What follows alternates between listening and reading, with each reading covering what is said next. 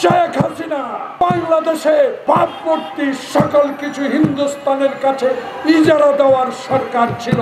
নতুন দল নিয়ে মাঠে মাঠে যান, নিজের জনপ্রিয়তা যাচাই করুন। এরা যেন এখান থেকে চিৎকার দিয়ে বলতে পারে, ডক্টর ইউনূস আপনার জন্য দোয়া করেছি, পৃথিবী যতদিন থাকবে ততদিন আপনার নাম স্বর্ণাক্ষরে লেখা থাকবে। তাই 1957 সালে আমাদের প্রিয় নেতা মাওলানা ভাসানী বলেছিলেন, পাকিস্তানকে আসসালামু আলাইকুম দিয়েছিলেন। সেটা রূপ নিয়েছে শহীদ জিহাদ ঘোষণার মধ্য দিয়ে। সেদিন যদি 25শে মার্চের কালো রাত্রি হতো না, প্রিয় সাংবাদিক বন্ধুগণ যাদের এখন আমার সামনে আছেন, জন্ম হয় নাই, সেদিন যদি শেখ মুজিব ক্ষমতার লোভ না করতেন, সেদিন যদি ইয়াহিয়া ভুট্টোর সাথে বাংলাদেশের স্বাধীনতা নিয়ে তাল বাহানার আলোচনা না করতেন, সেদিন কিন্তু ভুট্টো ইয়াহিয়ারা বিদায় নিতেন, বাংলাদেশ স্বাধীন হতো।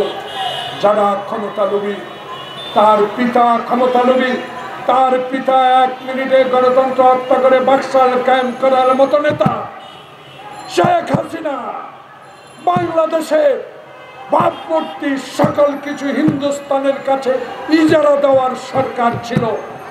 তাই তিস্তার পানি আনতে পারি না, আজকে তাই পদ্মা শুকিয়ে যাচ্ছে, তিস্তা শুকিয়ে যাচ্ছে। জাগো বাহে তিস্তার জনগণ জাগো, এই স্লোগান আজ তারেক রহমানকে দিতে হয়। তাই আজকে ডক্টর প্রফেসর মোহাম্মদ ইউনূস আপনার কাছে অনুরোধ রইল, মেহেদী হারুন যারা বাংলাদেশে ফ্যাসিস্ট হাসিনার আপনজন হিসাবে কাজ করে বাংলাদেশের নিরীহ মানুষকে হত্যা করেছে, তাদেরকে গ্রেফতার করুন এবং একটা উদাহরণ সৃষ্টি করুন। বিচার অবশ্যই হবে, আজ হোক কাল হোক। সেদিন মনে পড়ে এরশাদের বিচার কে করেছে? বিএনপি ক্ষমতা আমলে। এরশাদকে মুক্ত করেছে শেখ হাসিনা। তাই আমরা দৃঢ় চিত্তে বলতে চাই, আমরা বিচারের পক্ষে।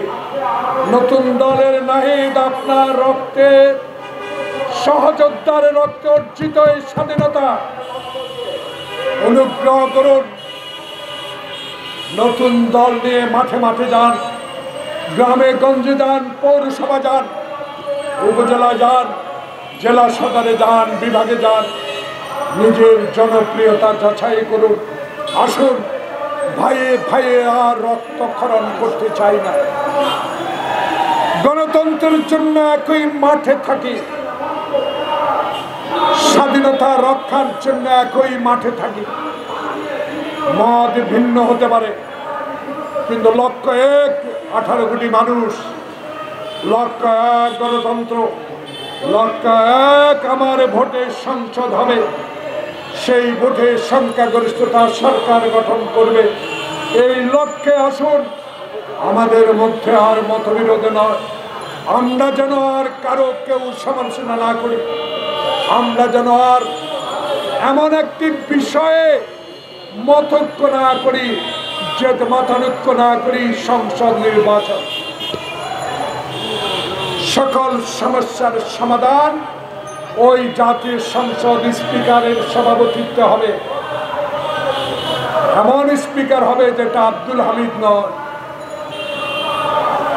এমন স্পিকার হবে, সিলেটের কি নাম আমার সময় স্পিকার ছিল, হুমায়ুন সাহেবের মতো নয়, হুমায়ুন রশিদের মতো নয়।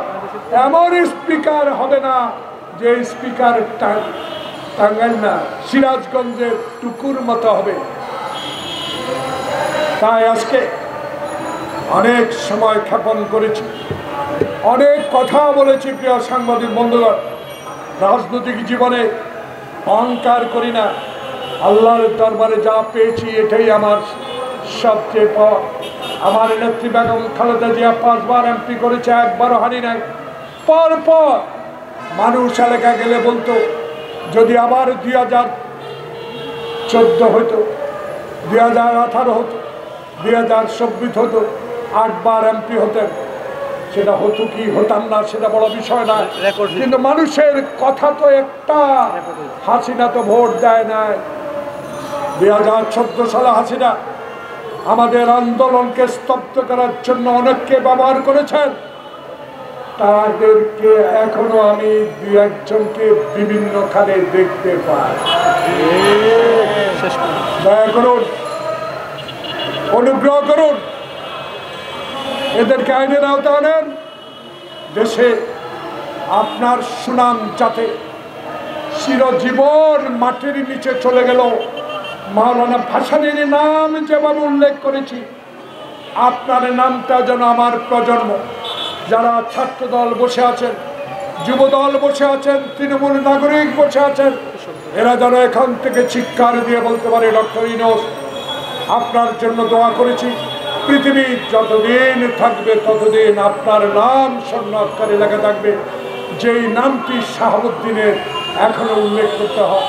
তাই আপনার কাছে অনুরোধ, আসুন দেশে স্থিতিশীল করতে জাতীয় সংসদ নির্বাচন অপরিহার্য, সেদিকে এগিয়ে যান। আমরা আছি আপনার সাথে, ইনশাল্লাহ কথা দিয়ে গেলাম। অতীতে যেইভাবে ফ্যাসিস্টের বিরুদ্ধে আন্দোলন করেছি, আমারও প্রয়োজনে বাংলাদেশে গণতন্ত্র প্রতিষ্ঠার আন্দোলনে শরীক হব। আল্লাহ হাফেজ। বাংলাদেশ জিন্দাবাদ। শহীদ জিয়া অমর হোক। খালেদা জিয়া জিন্দাবাদ। তারেক রহমান জিন্দাবাদ।